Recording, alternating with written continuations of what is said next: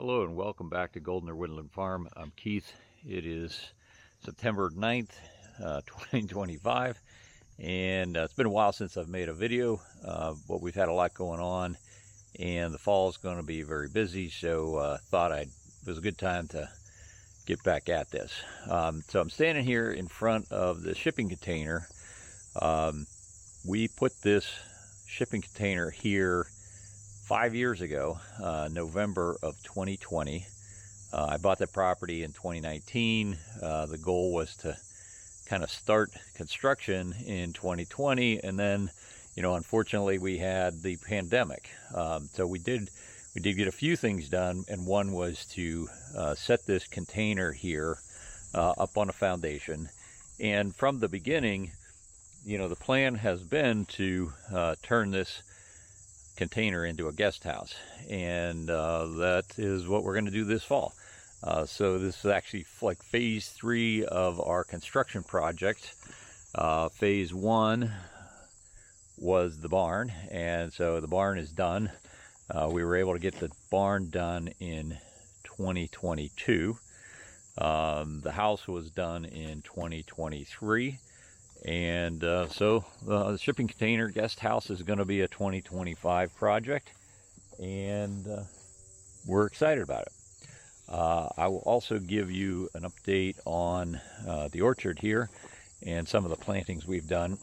Right here across from the guest house and in front of the barn, you can see this is a wildflower meadow, pollinator meadow. We planted that with seeds in the fall of 2023 after the construction was done on the barn. And so this is where we are after really just 2 seasons from when we planted with seeds. We're very happy with it so far. And then I will give you an update on some of the other things we have planted here. So our container's empty now. It's a high cube, 40-foot high cube, so it's 9.5 feet tall inside. We will have this, and the doors will be closed and closed up, so there will not be an entrance on this end. We'll have a deck over on this side, and our main entry door will be off of the deck right near the end here. Then we're going to have an 8-foot sliding glass door. Then an awning window inside. Eventually we'll be able to, that'll be from the kitchen area, and we'll have a counter inside so you can sit at the counter and look out through the awning. Bathroom, and then in the back is going to be a bedroom. So there'll be windows on all 3 sides back here, so that if you're in the bedroom, you can look out, because this sits back in the woods, so there's really woods all around. So from the bedroom, you'll have beautiful views out on all sides to the woods. It will be painted black to go along with the barn and the house. And on this side again, there'll be a window in the bedroom. There'll be a small window in a bathroom. The bathroom is on this side. An awning window over the kitchen counter, and then another awning window back here, which will be over like a sofa or a sectional. So lots of windows. Pretty excited about this project, and hopefully we can get this going. The contractor's supposed to show up in the next week or so and get started. So we have things planted really all around the farm. This was one of the first things we did, was we put some pawpaws in. So this is a pawpaw here and one there, and then there's a smaller one back in the back. It's hard to really envision, but those are like 4 years old. I'll show you in the orchard. We have a couple more over there. So up here along this end of the driveway, what we've done is we've planted on the side over here by the barn and the house, we put in a bunch of redbud plants, redbud trees. This summer, we got these from the conservation district, and got them last year. They were very small, and we moved them up here this year. So here's one that's still some leaves. There's another one back here. So I think over on this side of the driveway, I think we have maybe 8 of them kind of spread along the end this side here. So in the spring, they should be, really beautiful. And then on this side of the driveway, we have planted a bunch of service berries. Again, we got these from the conservation district. They're still pretty small, but they seem to be doing fine. The deer tend to like service berries and not so much the red buds, so we have these all wrapped in some fencing. But see, we got 1, 2, 3, 4, 5, 6. I think there's 7 right here. These also get really nice early spring flowers. So they're one of the first trees to flower in the spring. They get white flowers, and then really delicious edible berries that the birds like, and we enjoy them as well. So early in the spring, we should have really nice white flowers on trees over on this side, and then the red bud flowers on that side. Here's a hazelnut tree that I planted again 4 months ago. I call them a tree. They're really more of a shrub. So we have a couple of these up here. Then there are more down in the sand mound. So I'll show you how those are doing. They were very, very small, and they seem to be doing just fine. So down here in the sand mound, this is the sand mound area for the septic. I have a number of hazelnuts planted, so there are 8 down here. But these are doing really well also. Now the deer have been browsing them quite a bit, so I've put these fences up, and then I've had to sort of widen out the fence area because the deer had essentially browsed them right back to the edge of the fence.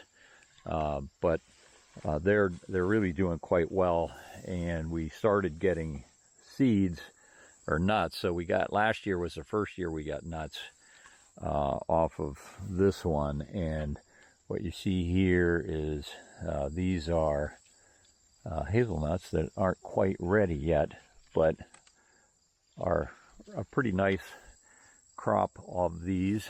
And so again, I have 8 hazelnut plants here, and they end up turning into kind of a big bush or small tree. We did find some hazelnuts are native to the area. We're in western Pennsylvania, so they are actually native to the area. And my neighbor said he had some wild ones, but I hadn't found any. And then after we planted these, like I said, I think 4 years ago, we found some wild ones last year just below the orchard. So I'll show you what, probably a more mature hazelnut patch might look like. Down here below the orchard is this patch. So this is a native hazelnut patch, and again, I didn't know it was here, and actually my daughter found it last year. But up here you can see some of the hazelnuts on this patch. But this is kind of like what we might expect from as far as size wise. So they're more of a shrub, kind of a tall shrub than a big tree like so right next to it is a black walnut. We have lots of black walnuts right here. So here's the sort of the beginning of the orchard. You can kind of see where we are relative to the barn. These tall things here are elderberries. Elderberries, that's all this year's growth. We trim them back to the ground every spring because they only grow fruit on first year wood, and when we prune them back, I stick the prunings in the ground and they sprout. So that's one of the ways to expand your elderberry patch really pretty easily. This is our vegetable garden, pretty much at the end of the season for that. But here's our orchard. So these two small ones are pawpaws, so they're the same age as the ones up by the shipping container. And then this tree here is a persimmons. That is the same age. I planted that at the same time as I planted these small pawpaws. And they were similar size. The pawpaws were a little bit smaller, but the persimmons have really done very, very well.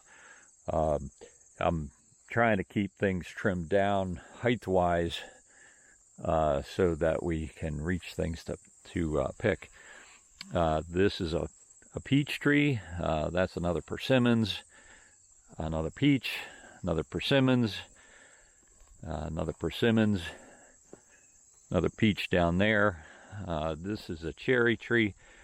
This is the only tree we added here this spring.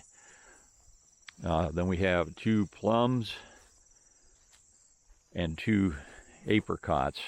So most of these trees we got from the conservation district.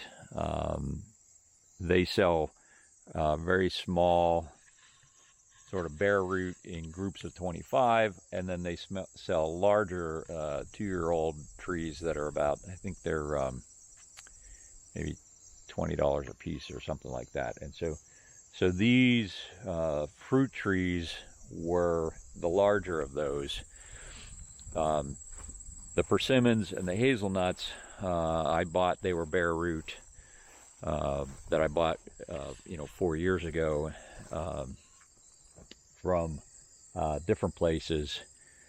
And then like the service berries and the red mulberries that I have, I got them from the conservation district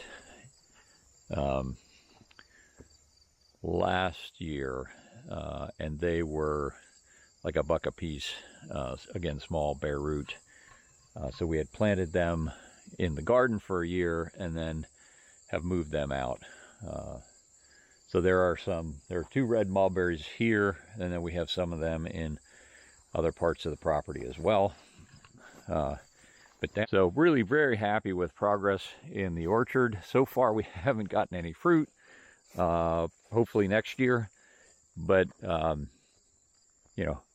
4 years ago, 5 years ago, this was woods. There was no clearing here at all. So put a lot of work into it. Started with some pretty small trees and trying to keep the deer from browsing them all back, and so far that's been working pretty well, and with any luck we can get some fruit next year. Well, there's a quick update on progress here at the farm. If you have any questions or comments, please let me know. Thanks for watching.